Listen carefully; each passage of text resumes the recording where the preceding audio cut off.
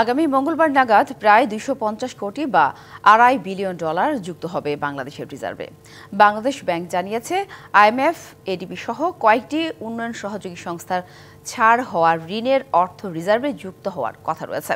বুধবার বাংলাদেশ ব্যাংকের রিজার্ভ ছিল $2,767 কোটি, যা আইএমএফের হিসেব অনুযায়ী $2,265 কোটি।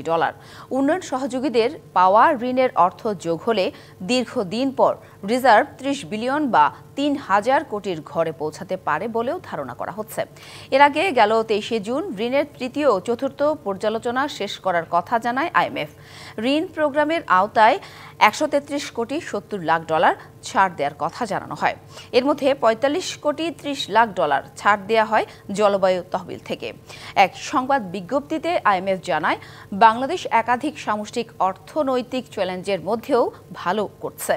অর্থনৈতিক চ্যালেঞ্জ উত্তরণে আইএমএফের ঋণ সহায়তা গুরুত্বপূর্ণ ভূমিকা রাখছে বলেও দাবি করে সংস্থাটি। রবিবার বিকেলে রিজার্ভ ঋণের চতুর্থ ও পঞ্চম কিস্তির বাকি $239 কোটি ছাড়ের বিষয়ে জানা যাবে। এই অর্থ রিজার্ভে যুক্ত হলে বাংলাদেশ ব্যাংকের বৈদেশিক মুদ্রার রিজার্ভ আরও বাড়বে।